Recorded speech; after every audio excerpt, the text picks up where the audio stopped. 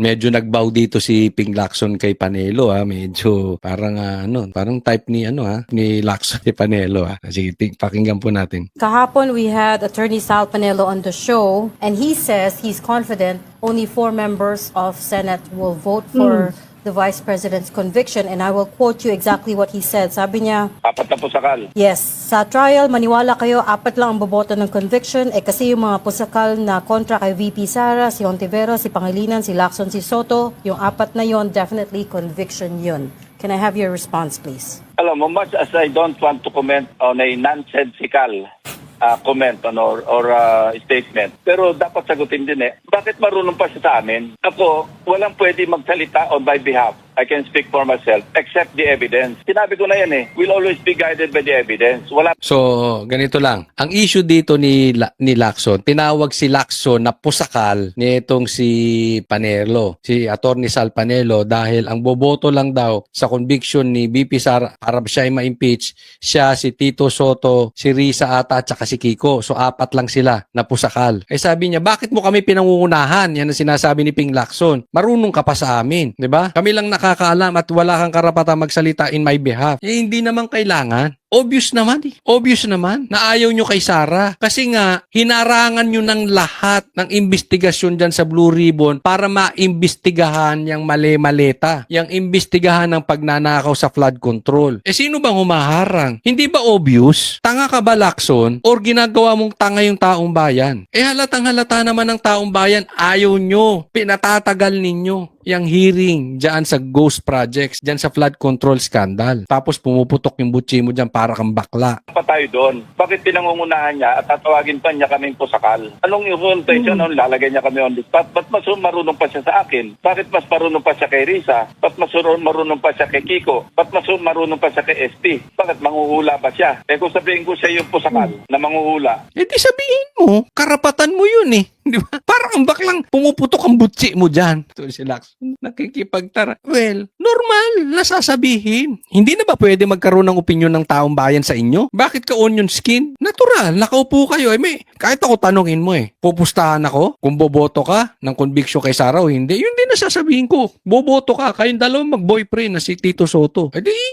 Kung iba, tawagin mo rin pusakal si Lacson. Ano mo naman kabaklaan yan? The idea that... Maximum daw 6, sabi niya, maximum 6 senators. Pero usually... Baka daw umabot naman ng 6. Bakit nababasa niya ba ang isipan ng bawat senador?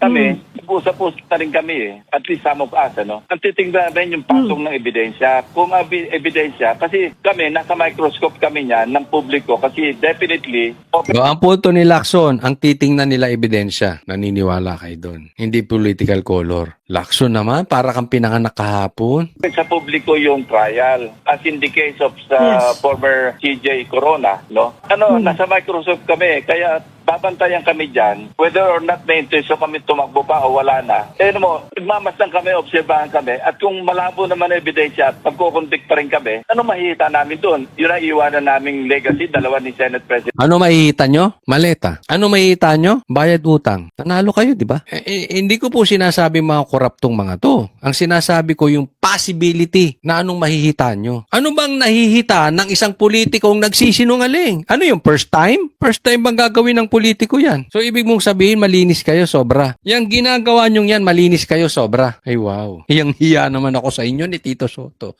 Hiyang-hiya ako! President Soto, na kami walang kakwenta-kwentang ebidensya, nag-convict kami. On the other hand, ang tiba na ebidensya, tapos pag-a-appoint kami. Saan naman kami lalagay niyan? Yan ba ipapamana namin sa mga anak namin, sa mga apo namin? Hindi, yung maleta. Makatanggap ka lang ng 2 maleta. Hello! Hindi ko pa pinagbibintangan na ganun sila ha. Ang punto lang natin, hindi first time sa politika yan. May posibilidad po yan. Diba? Posibilidad lang. Kasi nagtatanong ka, anong mahihita mo? O di sasagutin kita. Yun ang mahihita mo. Ayaw mo ng sagot ko, huwag ka na magtanong. May mga huwisyo naman kami. Huwag niya kami pangunahan. Kasi yun ang talagang complete nonsense. Yung sasabihin mong 4 yung sigurado magko-convict. Hindi lang sa pusakal. Ungas siya, ungas. Pero para lang sa ating tigapakinig, ang ibig sabihin kayo ng pusakal. Thank you. Galing yan sa sa salitang pusa Pusang sa kalye. Pusakal. Ito nang galing yan. Hindi ko na tinanong. Usually, ang ibig sabihin yan, adik. Diba? Yun ang ibig sabihin yan. Pero Marami No, akong pusakal pwedeng na isipin magnanakaw. kay Senator Ping Lacson, pero Pusakal hindi ko na siya sinungaling. maisip na addict. No?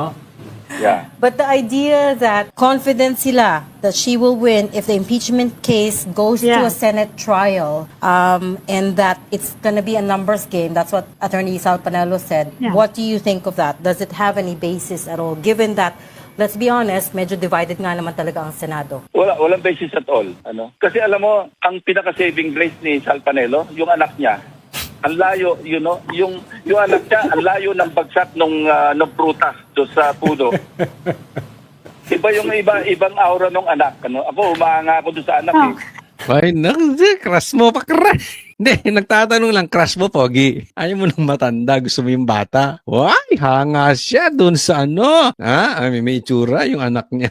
Kasi na-interview namin yung anak niya, di ba? Hindi, yung anak naman kasi niya, diretso magsalita. Yung nauukol lang sa batas. No, wala yung mga pusakal, wala mga ganyan-ganyan. Pero totoo naman yung sinasabi ni nung tatay ni Attorney Sal. Totoo naman.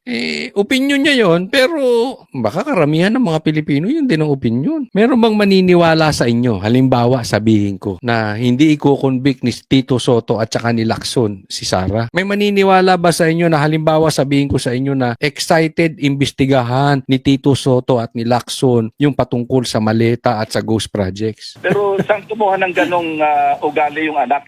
Yung tatay niya, ang layo eh. I don't know. Tawa ng tawa, baka mamaya matrouble ka na naman. 18 to 20 daw yung Alam mo, 18 to 20 yung po, expected niya. Alam mo, ano. sa kagaganyan niya, baka malaglag siya from the kisame. Sorry. Dati rin, Alam sigurado mo ba yung sila mga hindi nalalaglag aabot sa sa kisame? ICC. Kung ano yun? Yes, sir. Alam ko yun. Hindi ko alam. But, so Tanong nyo no, kay Ronald, kung ano yung minsan nalalagdag sa kisame, galing sa kisame. Si Pilio. Nalalaglag siya sa... Butiki. I don't know what tuko is. Lizard. Hindi mo nang tuko. Lizard. But Gecko. anyways, It's a Tuko. lizard, Gecko. no? It's a lizard. Hindi ko sinasabi na kamukha ni Lizard. Panelo yung lizard. But the reason I keep coming back to this is, yes, so you don't think there's any basis? Kasi, when you look at how the Senate votes now, even case in point yung partial report niyo, Senator, they're mostly doing so along party lines, hindi ba? I don't know. I can only speak for myself. Ako titingnan ko ebidensya. Wala akong decision ngayon eh. Okay. Nanood niya ako doon sa testimonya ni Madriaga, pero wala, di ko mambibig ko eh. Bakit ako magko-comment? Magiging senator judge ako. Parang it's almost a certainty na Correct. itatransmit sa amin yung articles of impeachment. Yeah.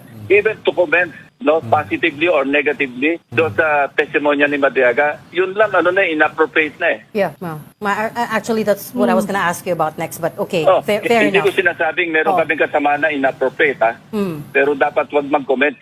Kami yung huwis eh.